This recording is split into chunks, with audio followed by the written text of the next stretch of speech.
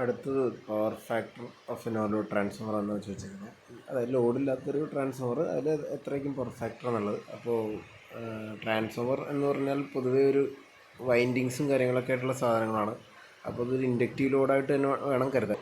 അതിൽ ഇൻഡക്റ്റീവ് ലോഡായതുകൊണ്ട് തന്നെ power factor ഇപ്പം ലാഗിങ് ആവാനാണ് സാധ്യത. അപ്പോൾ ആ ഓപ്ഷനിലുള്ളത് യൂണിറ്റി എന്ന് പറഞ്ഞാൽ ഒരിക്കലും ആവില്ല, ലീഡിങ്ങും ആവില്ല, സീറോവും ആവില്ല ഒരിക്കലും.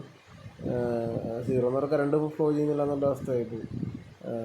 അപ്പോൾ അതുമല്ല. അപ്പോൾ 0.5 ലാഗ് എന്ന് പറഞ്ഞാൽ ആ ഒരു ഓപ്ഷനാണ് കറക്റ്റ്. 0.5 ലാഗ് എന്ന് പറഞ്ഞ ഓപ്ഷനാണ് കറക്റ്റ്. ഓക്കെ. പിന്നെ അടുത്ത്, അതായത് ഓപ്ഷൻ ബി. അടുത്ത് with increase in load iron loss in transformer will. Load കൂടുമ്പോഴത്തേക്കും ട്രാൻസ്ഫോമറിൻ്റെ അയൺ ലോസ് എന്താവുന്നത്. അപ്പോൾ അയൺ ലോസ് എന്താണെന്ന് ജസ്റ്റ് മനസ്സിലാക്കാം. അപ്പോൾ ആദ്യം തന്നെ ഉത്തരം പറഞ്ഞോട്ടെ, അത് അയൺ ലോസ് വ്യത്യാസം വരില്ല ഒരിക്കലും. കാരണം അത് ശരിക്കും പറഞ്ഞാൽ ട്രാൻസ്ഫോമറിൻ്റെ കോറിൽ ഉണ്ടാകുന്ന ലോസാണ്. അത് മാഗ്നറ്റൈസ് ചെയ്യുമ്പോൾ ഉണ്ടാകുന്ന കുറച്ച് ലോസുകളാണ്. അപ്പോൾ അതൊരിക്കലും വ്യത്യാസം വരില്ല. കാരണം എപ്പോഴും കോൺസ്റ്റൻ്റ് ആയിരിക്കും. അയൺ ലോസ് ഒക്കെ due to magnetic field in the core. അപ്പോൾ അത് പ്രൈമറി വൈൻഡിങ് കൊണ്ടാണ് ഉണ്ടാകുന്നത്. അത് അതിൻ്റെ പ്രൈമറി വോൾട്ടേജ് ഡിപ്പെൻഡ് ചെയ്താണ്, അല്ലെങ്കിൽ ലോഡ് കറൻറ്റിനെ ഡിപ്പെൻഡ് ചെയ്തല്ല ഉണ്ടാകുന്നത്. അപ്പോൾ പ്രൈമറി വോൾട്ടേജ് കോൺസ്റ്റൻ്റ് ആകുന്ന തോറും അത് കോൺസ്റ്റൻ്റ് ആക്കിയിട്ട് വയ്ക്കുന്നതാണല്ലോ നമ്മുടെ ഒരു രീതി. അപ്പോൾ ഇപ്പോൾ 11 kV ട്രാൻസ്ഫോമർ ആണെങ്കിൽ 11 kV അടുത്ത് തന്നെ മാക്സിമം വയ്ക്കാൻ ശ്രമിക്കും. ആ രീതിയിൽ കോൺസ്റ്റൻ്റ് ആയിരിക്കും. അപ്പോൾ കോർ ലോസ് അല്ലെങ്കിൽ അയൺ ലോസ് എപ്പോഴും ലോഡിനോട് ബന്ധമില്ല, അതെപ്പോഴും കോൺസ്റ്റൻ്റ് ആയിരിക്കും. അപ്പോൾ ഇൻക്രീസും ചെയ്യില്ല, ഡിക്രീസും ചെയ്യില്ല, സീറോ ആയിരിക്കില്ല. മാഗ്നറ്റിക് ഫീൽഡിലുള്ളതുകൊണ്ട് ഉള്ളത്തോളം കാലം അയൺ ലോസ് ഉണ്ടാവുകയും ചെയ്യും. പിന്നെ ഇതിൽ എടുത്തു വരേണ്ട ഒരു കാര്യം എന്ന് പറഞ്ഞാൽ കോപ്പർ ലോസ് എന്ന് പറയുന്ന ആ ഒരു കാര്യം, അത് കറണ്ടിനെ ബേസ് ചെയ്തിട്ടാണ്, ലോഡിനെ അനുസരിച്ചാണ്.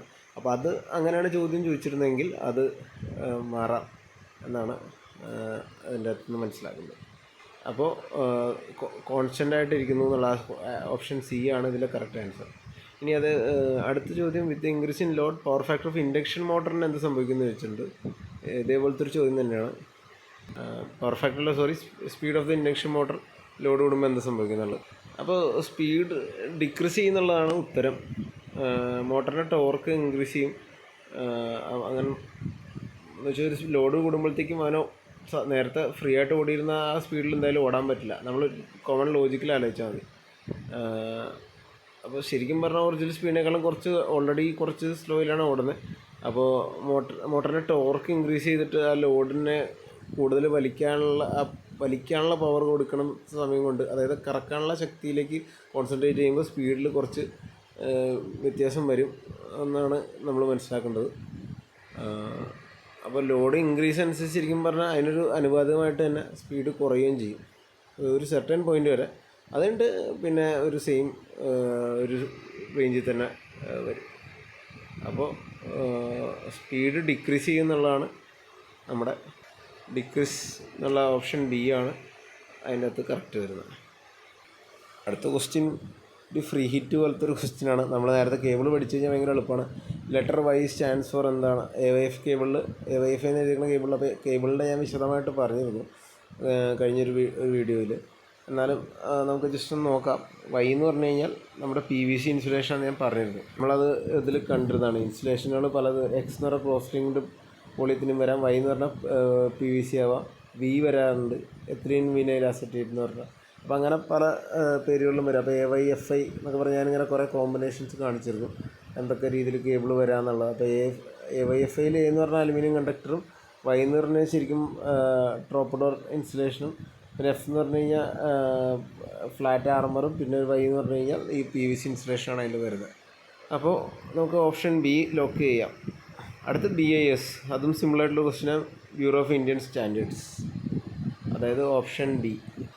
ബ്യൂറോ ഓഫ് ഇന്ത്യൻ സ്റ്റാൻഡേർഡ്സ് ആണ് നമ്മുടെ സ്റ്റാൻഡേർഡ്സ് ഡെവലപ്പ് ചെയ്യും. ഈ പ്രോഡക്ട്സിലും സർവീസസ് സിസ്റ്റത്തിലൊക്കെ ഉള്ള പല സെക്ടറിലും, ഇലക്ട്രിക്കൽ, ഇലക്ട്രോണിക്സ്, അങ്ങനെ പല സെക്ടറിലും സ്റ്റാൻഡേർഡ്സ് മെയിൻറ്റെയിൻ ചെയ്യുന്ന ആൾക്കാരാണ്. പല പ്രോഡക്ട്സിനും BIS സർട്ടിഫിക്കേഷൻ മാൻഡേറ്ററി എന്നുള്ള കാര്യം പറയേണ്ടത് കേബിൾസും അങ്ങനെയുള്ള സാധനങ്ങളിലൊക്കെ. അപ്പോൾ അതിനാണ് ഈ സ്റ്റാൻഡേർഡ്സ് മനസ്സിലാക്കേണ്ടത്. ബ്യൂറോ ഓഫ് ഇന്ത്യൻ സ്റ്റാൻഡേർഡ് എന്താണെന്ന് അറിയേണ്ടത്.